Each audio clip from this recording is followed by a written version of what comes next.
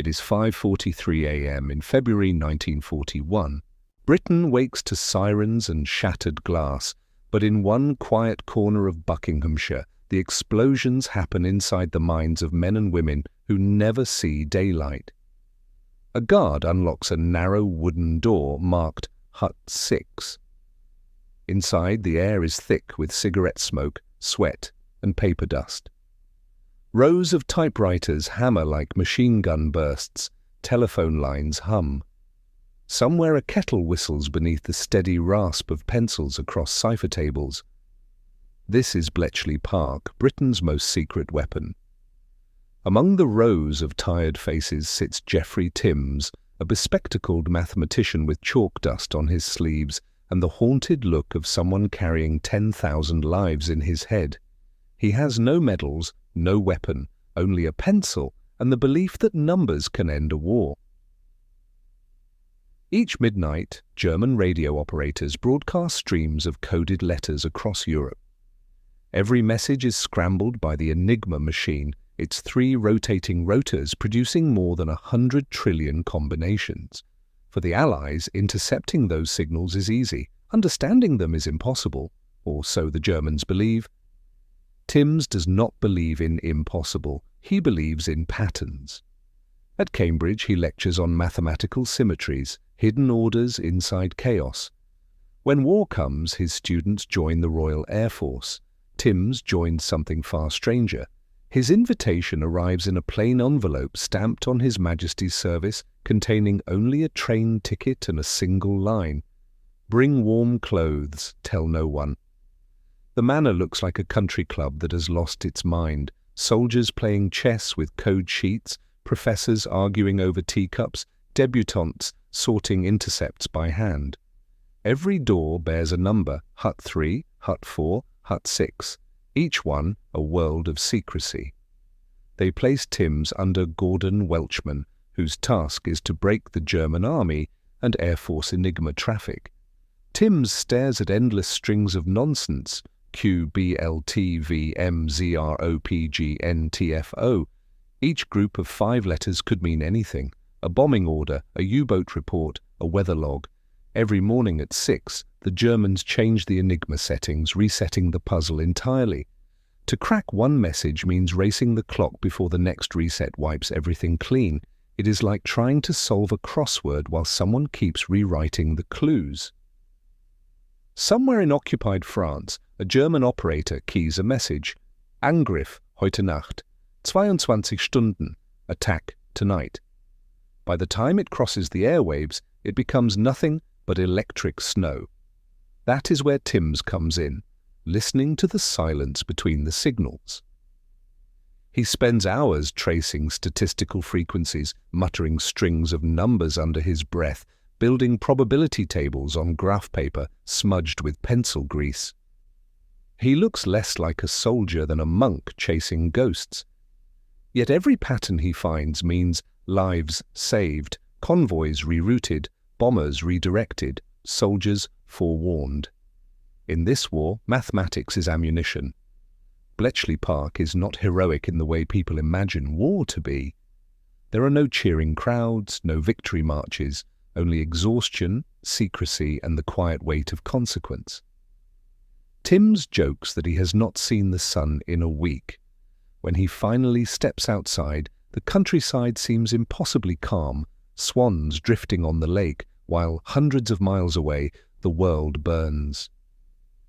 Inside, the walls of Hut 6 shudder from the vibration of the bombs, massive, code-breaking machines designed by Alan Turing and Welchman. Their electric rotors spin day and night, hunting through Enigma settings at impossible speed. Occasionally, a machine stops with a metallic clang. Someone shouts, "Stop! We've got to stop." Hope flares, then fades, when the result turns out to be nonsense again. Timms notices something others miss, certain letter pairs repeating in Luftwaffe weather reports. He fills notebooks with observations, how German operators often begin with predictable words like Wetter or keine besonderen Ereignisse.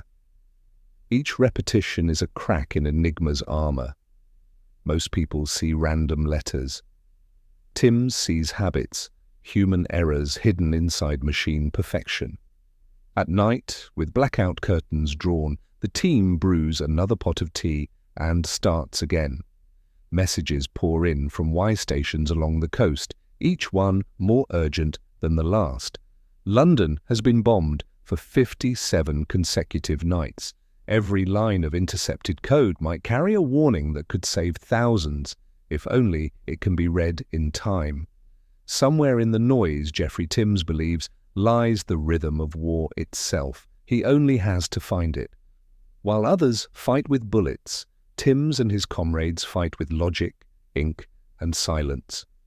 Their victories leave no smoke, no ruins, only empty spaces on casualty lists where names should have been. Outside, a clock strikes 6. A new day begins, bringing new messages and new lives depending on invisible work. As the lights of Hut 6 burn through the fog, one truth remains. Wars are not only won on the battlefield. Sometimes they are won by those who never leave the room. Before the war, Geoffrey Timms lived a quiet, predictable life. He taught mathematics at Leeds University, a man more comfortable with chalk than conversation. Students remembered the rhythm of his lectures, the way he would pause mid-sentence, as if listening to numbers no one else could hear. Outside the classroom he was polite, shy, the kind of man who would apologize to a door if he bumped into it. When newspapers filled with stories of invasions and air raids, Timms buried himself in geometry. He could never have imagined that his calm world of formulas and proofs would soon collide with the chaos of global war. Then one autumn morning in 1939, a letter arrived, stamped on His Majesty's service. It offered no explanation, only a time, a place, and a sentence that read, "You are required for work of national importance." That phrase carried both weight and mystery. He packed a small suitcase and boarded a train without knowing where it was headed, staring at the fog drifting past the window, wondering what use mathematics could possibly be against tanks and bombers. The train stopped at a small station in Buckinghamshire. A uniformed soldier with no insignia met him and drove him through winding lanes to a sprawling Victorian estate surrounded by fences and guards. It looked like a country club that had lost its laughter. Inside, the corridors smelled of tobacco and typewriter ink. Naval officers argued with linguists, chess champions debated with school teachers. Everyone talked in low voices and seemed to know something no one else did. Someone handed Timms a small badge that read, Hut 6. No one explained what it meant. He overheard the word Enigma whispered in passing and realized he had stepped into a world of secrets. The German cipher machine, he learned, changed its internal settings daily, creating billions upon billions of possible combinations. Messages encrypted by it were said to be unbreakable. His task would be to help prove otherwise. Timms accepted immediately. Impossible problems had always fascinated him. Now, months later, he sits inside that same hut, surrounded by stacks of intercepted messages. Across Britain, listening stations are intercepting German radio traffic, streams of 5-letter groups printed on long sheets of paper. Each slip of paper represents something happening somewhere in Europe, a convoy, a troop order, a bombing mission. Every one of them carries a countdown. If they can't solve it before the next rota change, at midnight, the message becomes meaningless. The air in Hut 6 smells of damp wool and oil. Mathematicians, linguists, and wrens work shoulder to shoulder, whispering as if the walls themselves are listening. Typewriters clatter, pencils scratch, teacups rattle. The noise forms its own rhythm, like the heartbeat of a living machine. Timms studies the methods of the senior codebreakers. They search for cribs, predictable words the Germans might reuse, like Wetterbericht for weather report or Anfang for beginning. These small clues can anchor a decryption. He begins to notice subtle irregularities that others overlook, slight imbalances in letter frequencies, quirks of habit that betray the human operators behind Enigma's polished precision. To him, Each message looks like a frozen river of logic waiting to melt. At night, when most of the hut falls quiet, Timms fills notebook after notebook with calculations. He experiments with new statistical shortcuts to reduce the combinations the bombs must check. His handwriting wavers from exhaustion, but the ideas grow bolder. When he shows his first table of rotor alignment probabilities to Welchman, the older mathematician studies it silently before muttering, "I can't decide whether you're brilliant or insane, Timms." Either way, keep going. The work consumes him. Days and nights blur together. The clock loses meaning. The only constant is pressure. Every intercept feels like a life suspended in code. He sometimes rewrites equations he already solved, forgetting he solved them at all.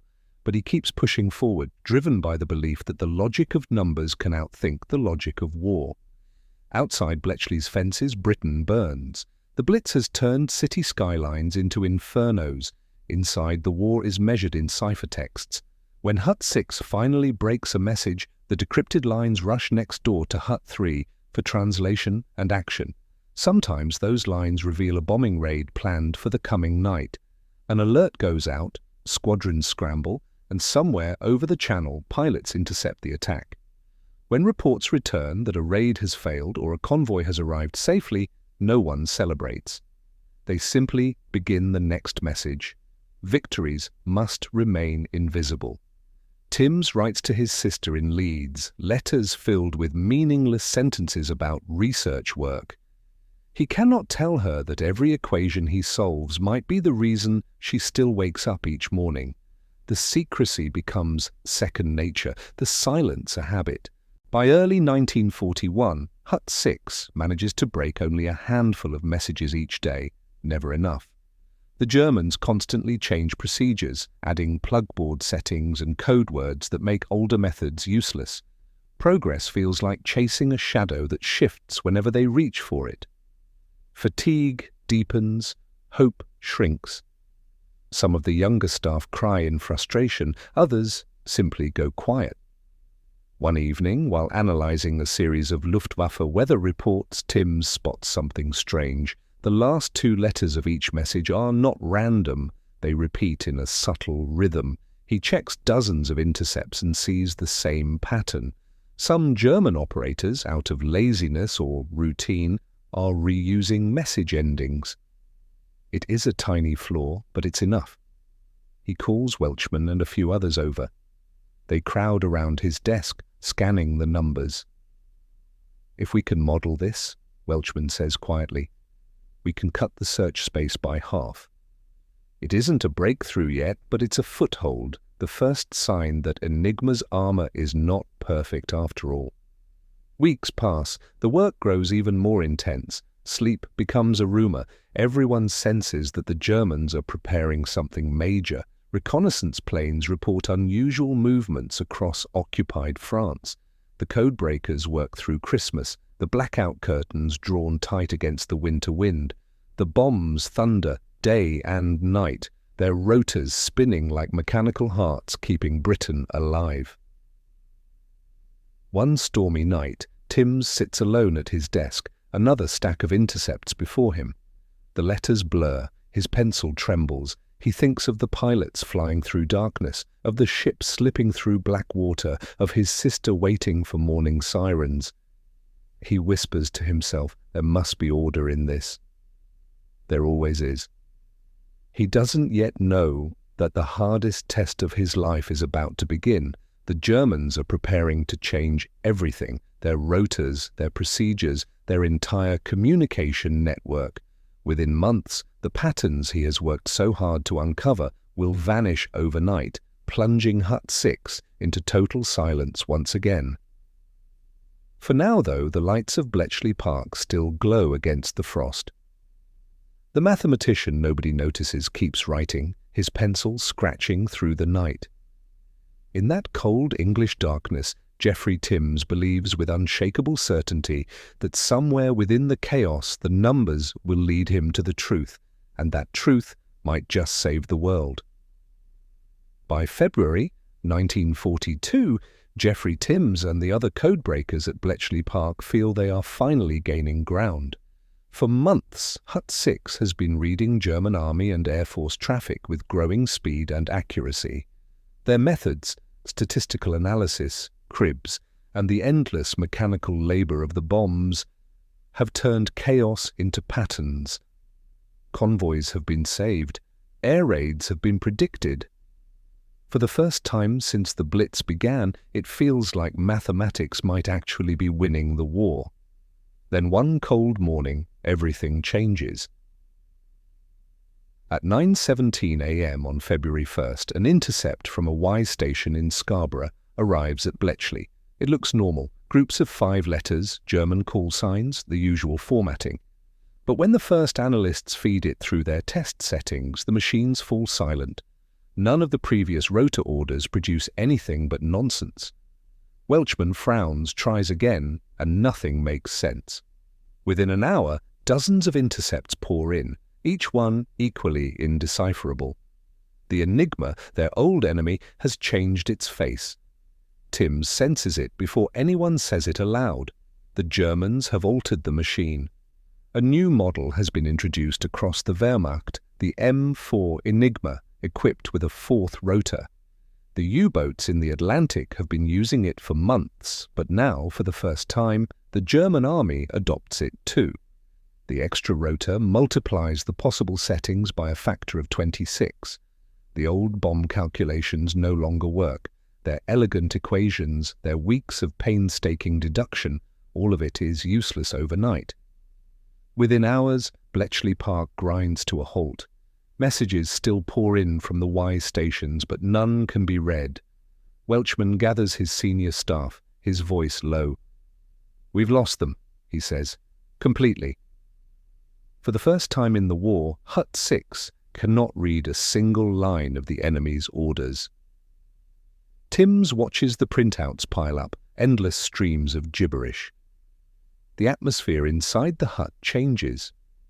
The usual quiet intensity becomes a kind of despair.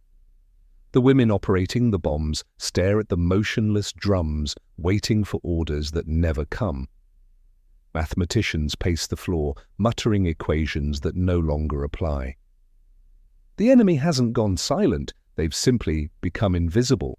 Outside, Britain doesn't know it yet, but this blackout in intelligence will soon have deadly consequences. The German army is moving units across France, reinforcing U-boat bases and shifting armor toward the Eastern Front. Without decrypts, Allied convoys are sailing blind. The Battle of the Atlantic tilts back toward the enemy. Timms spends days trying to adapt his methods. He sketches new probability tables, recalculates rotor permutations, and even tries to model the wiring logic of a possible 4th rotor using data from captured cipher keys. But he knows he is guessing in the dark. No amount of mathematics can solve a system when the physical parameters themselves have changed. At night, he thinks of Alan Turing's naval section, Hut 8, where the same problem with the 4-rotor U-boat Enigma has nearly broken them. It took the capture of key documents from the German submarine U-559 in 1942. A boarding action in which 2 young British sailors, Colin Grazier and Tony Fasson, died retrieving codebooks from the sinking ship to finally give Bletchley the clues it needed. Without similar luck on land, Hut 6 might never recover. Days turn into weeks. The silence continues. Bletchley's output drops by more than 80%. Commanders at the Air Ministry start to complain. No decrypts mean no forewarning. The codebreakers can't explain why, because the very existence of Enigma intelligence, codenamed Ultra, is top secret. They must endure the criticism in silence. Timms refuses to surrender. He returns to basics, reviewing intercepts from before the blackout, searching for any pattern or procedural clue that might expose the Germans' new habits. He recalls that many operators reuse weather phrases and tries to exploit that again, but the new wiring scrambles even those cribs beyond recognition. Then, late in March, a small fragment of hope arrives, not from Hut 6, but from the front lines. Allied forces capture a German signal station in Libya, seizing codebooks, indicator tables, and daily key sheets. The materials are rushed to Bletchley under armed escort. When they arrive, Timms watches as the sheets are placed reverently on Welchman's desk. Within hours, the machines are running again, testing the new keys. For the first time in 6 weeks, a German message decrypts into clear text. The room erupts, not in cheers, but in a deep, collective sigh. The blackout is broken. They can read again. The first deciphered messages confirm what they feared. During the blackout, the Germans moved entire divisions unnoticed. Supply lines have shifted, air units redeployed. The cost of those silent weeks is measured in Allied losses. But Timms feels something else, a growing unease. The Germans will keep changing, improving, adapting. Each victory at Bletchley is temporary. Every key broken buys only a few days of clarity before the darkness returns. He begins to understand that their real battle is not against the Enigma itself, but against time. Spring 1942 turns into summer and the work becomes relentless. The bombs, now running almost continuously, multiply in number. By year's end, over 200 machines hum across Britain, many built by the British Tabulating Machine Company in Letchworth under engineer Harold Keane. Timms and others develop faster techniques for testing cribs, refining Welchman's diagonal board method, an innovation that dramatically speeds the bomb's search process. This development is real history, a direct reason why the Allies eventually regained control of the Atlantic. Yet the tension never fades. Each day's success feels fragile. Timms can't escape the thought that somewhere another new rotor might already be turning. He begins to notice the toll on his colleagues.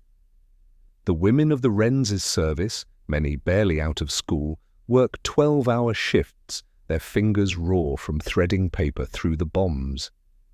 Some faint from exhaustion.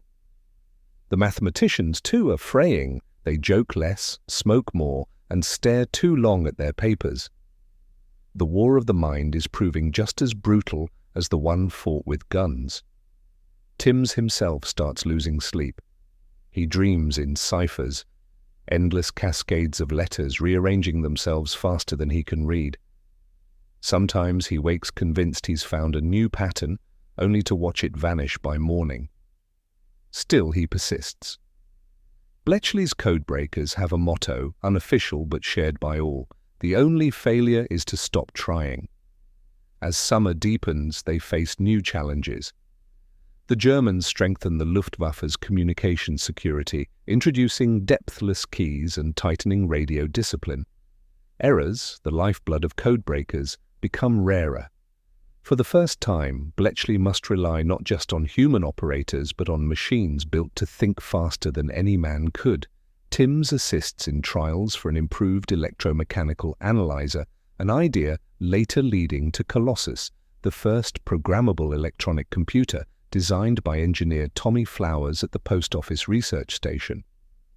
Though Colossus will eventually break the far more complex Lorenz cipher, its birth is rooted in these dark months of struggle, when minds like Timms's push mathematics to its limits.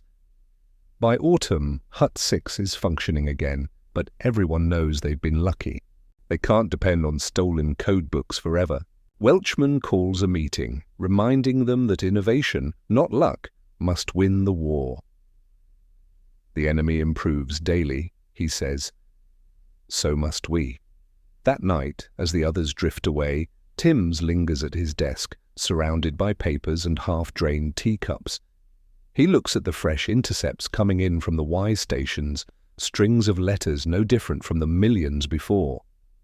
Yet each one feels heavier now, carrying the weight of the blackout they just escaped. He knows how easily the silence can return.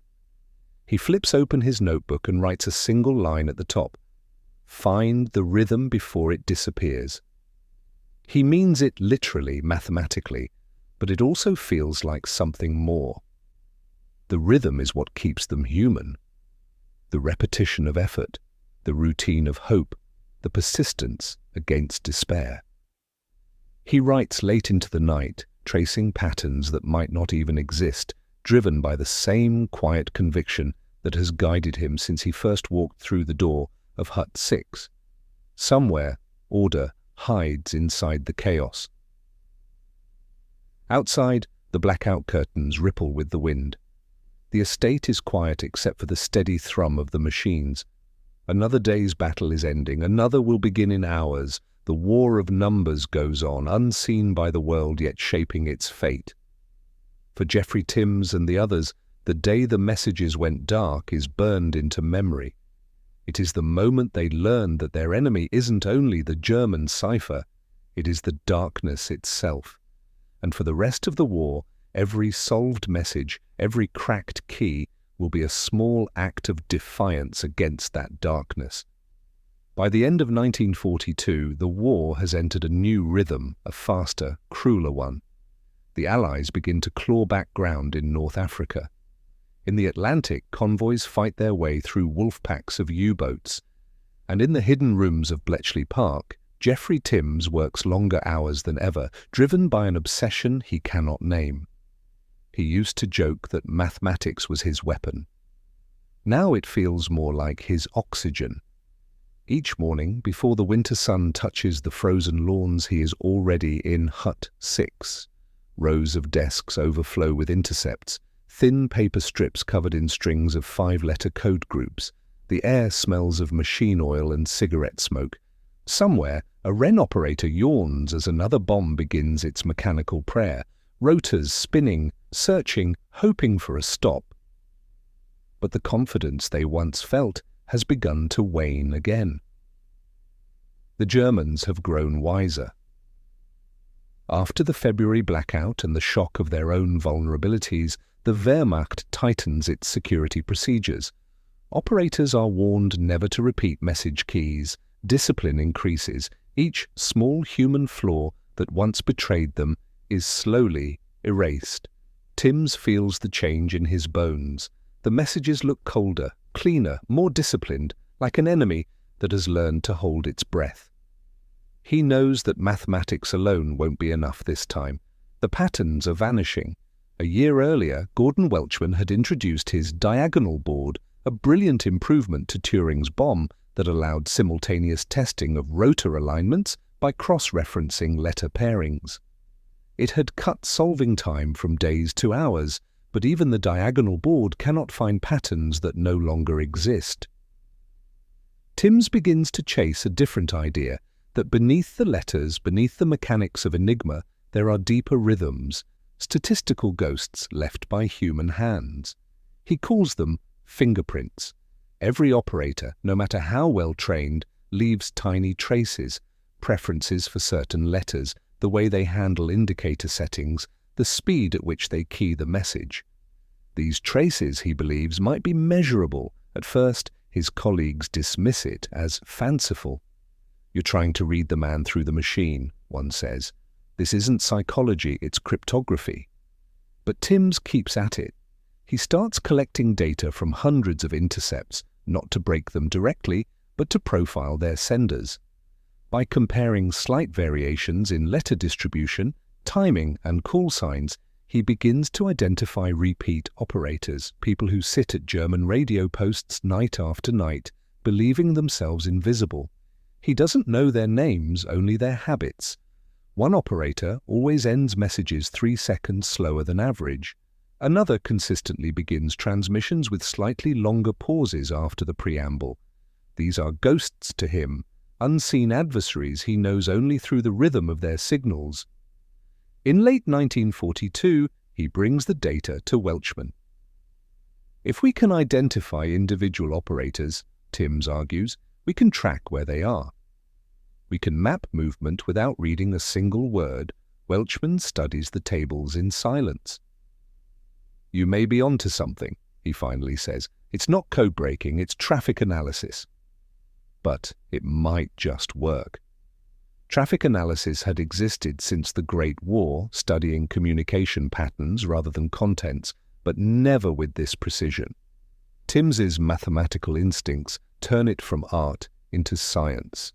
Within weeks, Hut 6 begins plotting networks of enemy signals on huge wall charts, call signs, frequencies, transmission times, red pins for known army divisions, blue for Luftwaffe units. Slowly, invisible formations begin to emerge across the map of Europe. Without decrypting a single word, they can tell when a division moves, when airfields change command, when a new offensive is forming. By December, this ghost mapping becomes one of Bletchley's most valuable tools. It allows British intelligence to predict German deployments months before they happen. Timms works tirelessly on the system. He barely eats, sleeps in short bursts, dreams of call signs and letter chains. The ghosts in the numbers have become his world. Then in early 1943, another blow lands. The Germans deploy a modified Enigma network for the Luftwaffe Night Fighter Command. This new system uses irregular rotor stepping, a mechanical tweak that breaks the predictability of earlier models. Once again, the bombs slow to a crawl. Hut 6 faces collapse. Without fresh decrypts, the RAF loses its ability to anticipate air raids. Cities that had been protected for months are suddenly blind again. The tension in Bletchley is palpable. Turing focuses on naval Enigma. Welchman is stretched thin between multiple huts. Timms steps into the vacuum. He volunteers to lead a small subgroup, Section 6C, to focus on Luftwaffe traffic. His team consists of a handful of mathematicians, 2 linguists, and a wren named Jane Mortimer, a sharp-eyed 22-year-old with a gift for spotting repeated patterns in message headers.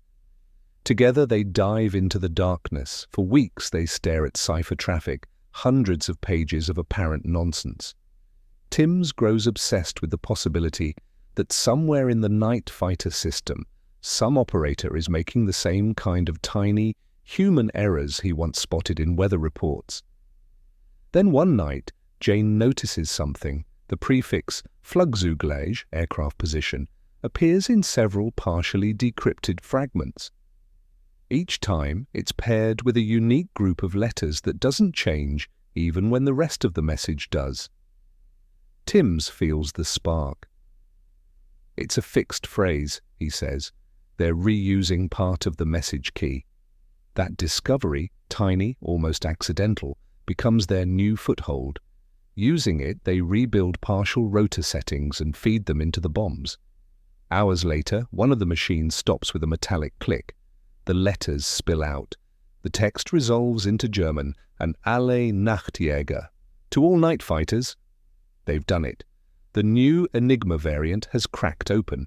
The decrypted messages reveal plans for coordinated radar interception over the Ruhr. Within days, the RAF alters its flight paths and several bomber squadrons survive raids that would otherwise have been slaughtered. The victory is quiet, but its impact ripples through the entire Allied command chain. In his next letter home, censored as always, Timms writes only, "We're making progress again." Slowly. But it matters. His sister never knows what that means. By mid-1943, Bletchley Park has become a small city of secrets. More than 7,000 people work within its fences: mathematicians, engineers, translators, wrens, typists. New huts rise across the fields like mushrooms after rain. The sound of bombs fills the air day and night. The codebreakers hardly see daylight anymore. Their world is lamplight and paper. Timms sometimes forgets what day it is, what month even. He measures time not in hours but in decrypts.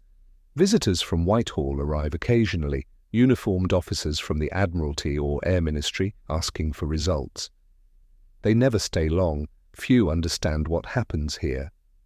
Fewer still grasp how fragile it is.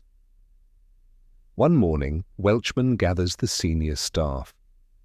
The Germans, he warns, are experimenting with double encryptions, sending a message through Enigma, decrypting it, then re-encrypting it on another machine. If it becomes standard practice, the system may become unreadable again. The news hits Timms like a physical blow. Months of progress could vanish in a heartbeat. But the warning also ignites something in him. He remembers the ghosts. They can change the machines, he tells Jane later. But they can't change themselves. He doubles down on his profiling work, refining it with real data from captured radio logs.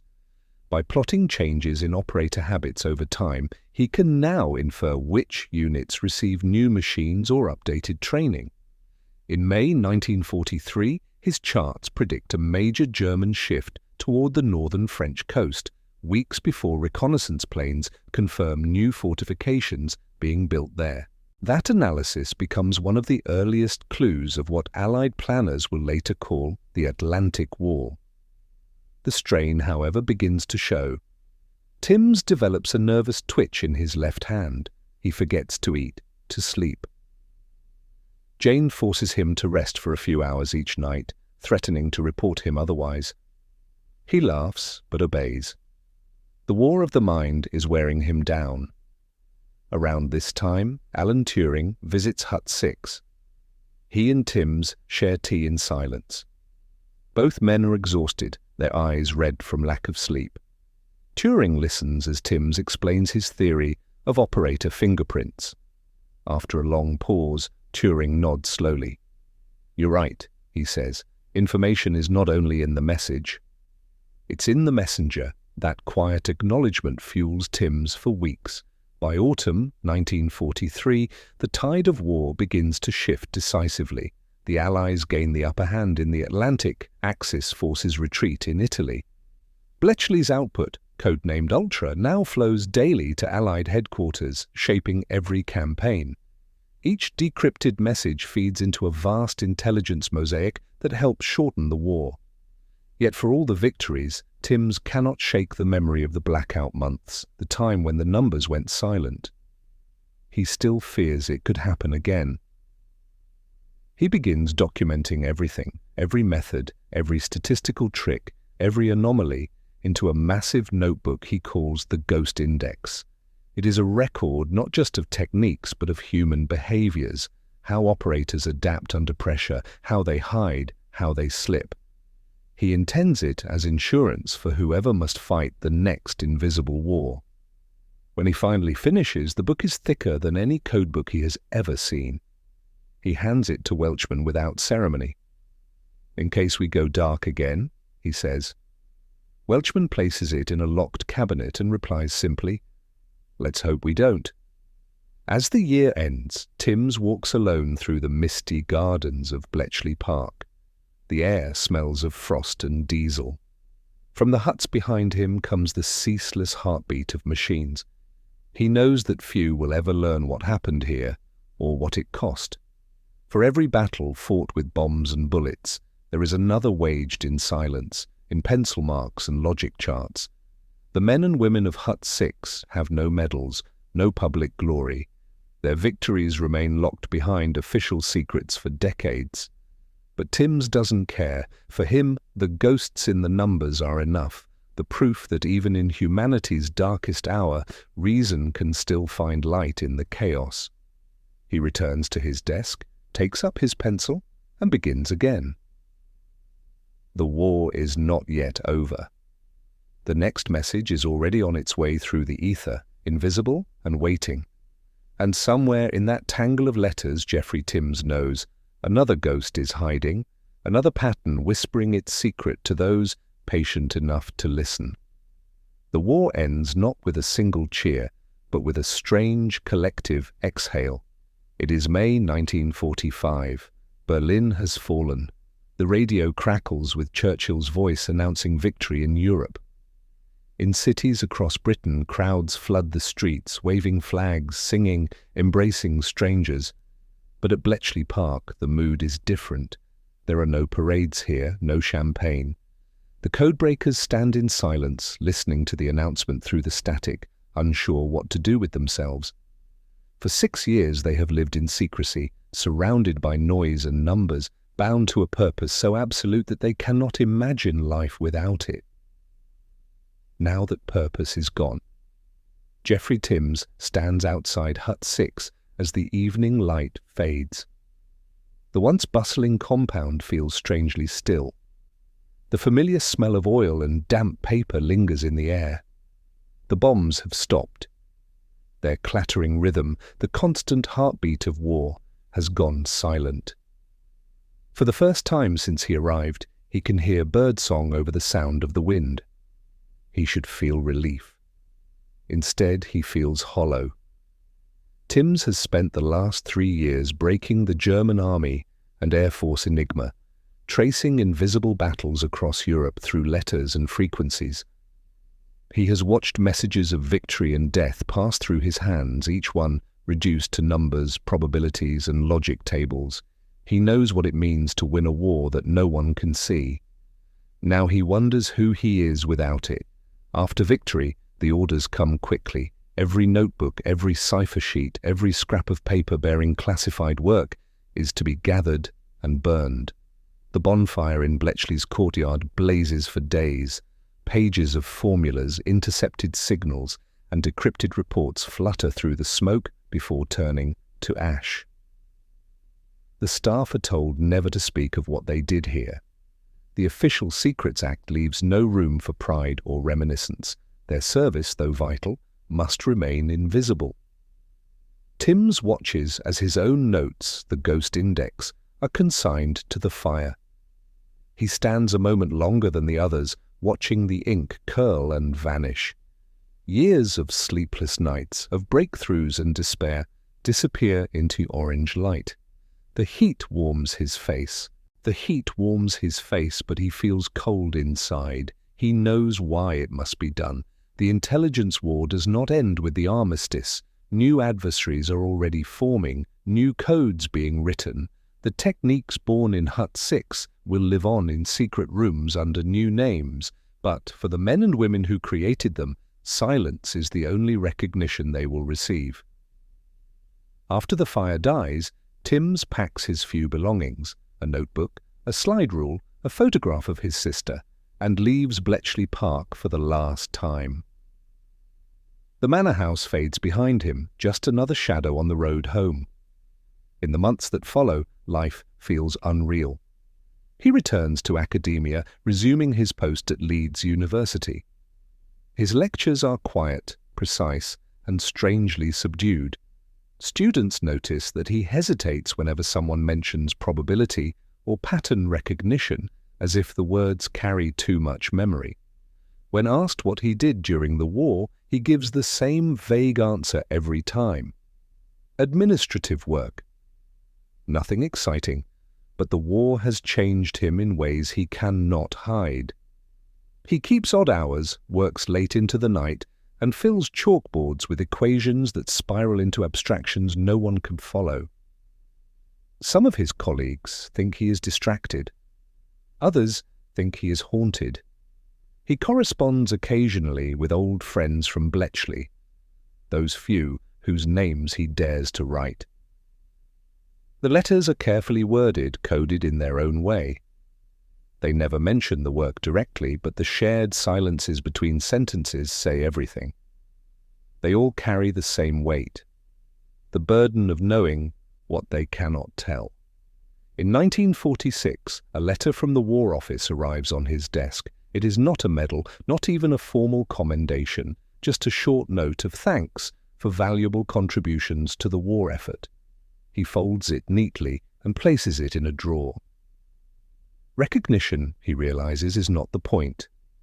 The victory was never meant to be theirs to claim. Still, he cannot forget the numbers. Late at night, when the university halls are empty, he walks alone through the mathematics department, chalk in hand. He draws the familiar shapes of Enigma's wiring, rotors, plug boards, circuits of shifting logic. Sometimes he catches himself whispering letter groups under his breath, old habits surfacing like ghosts, eins, zwei, drei. Then he erases them quickly as if afraid someone might see. The war may be over, but in his mind it continues, an endless pattern of secrecy and noise.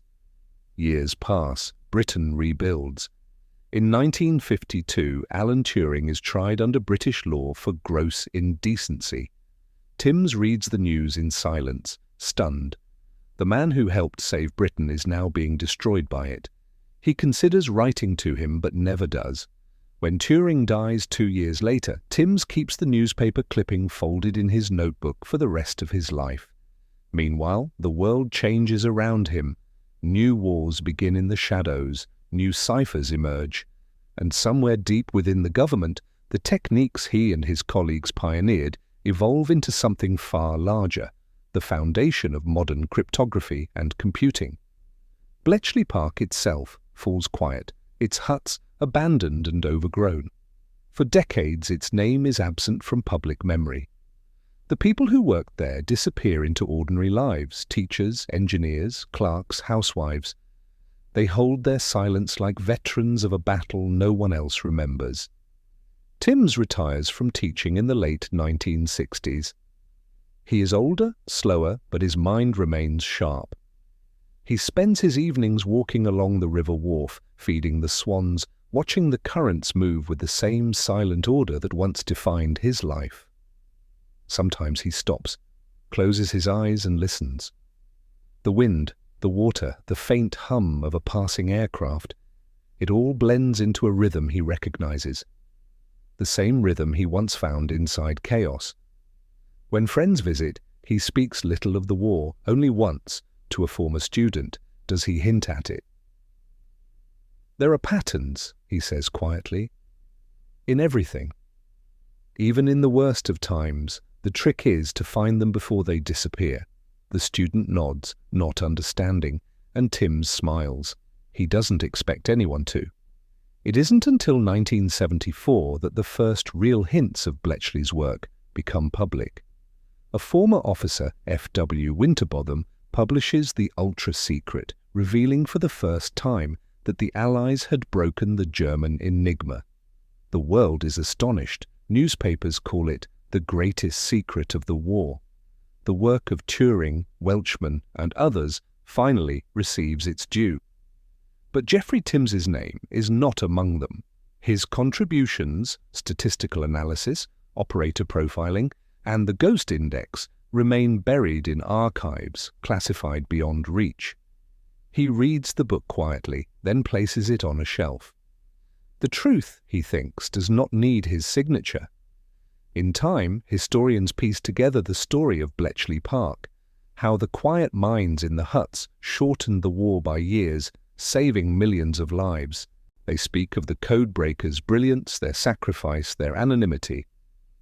They use words like genius and miracle. Timms never calls it that.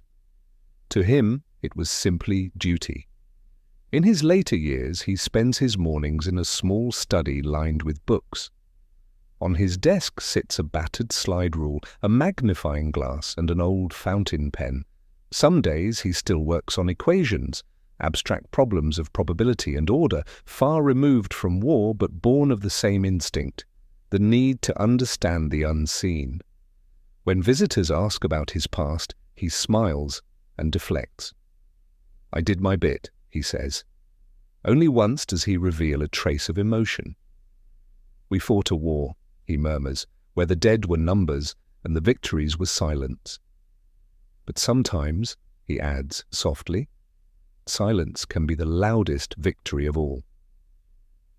On a spring afternoon in 1982, Geoffrey Timms dies peacefully in his sleep at the age of 79. No headlines mark his passing. His obituary in the local paper describes him simply as a retired mathematics lecturer. There is no mention of Bletchley Park, no hint of the hidden war he helped to win. Yet somewhere in the archives of the Government Communications Headquarters, GCHQ, the legacy of his work endures. The principles he pioneered in pattern analysis, message profiling, and traffic mapping are now cornerstones of modern signals intelligence. His Ghost Index, thought lost, survives in fragments in a declassified file, its yellowed pages filled with equations that still astonish the analysts who study them. In the quiet of those archives, amid rows of faded documents, Geoffrey Timms's presence lingers, a ghost in the numbers, whispering from a war that was never meant to be spoken of. Today, when visitors walk through the restored huts of Bletchley Park, they often pause at the exhibits dedicated to the mathematicians who worked there. They know the name of Alan Turing, of course. Some know Welchman or Knox. But few have heard of Geoffrey Timms. And yet in the endless rows of coded messages in the calculations that turned chaos into clarity, his fingerprints remain. He was one of thousands of unseen minds who fought not for glory, but for understanding, who proved that the sharpest weapon of all was thought itself. In the end, Geoffrey Timms's greatest victory was not that he helped break the Enigma, but that he reminded the world, even without words, that knowledge can save lives, and that the quietest battles can sometimes decide the fate of everything.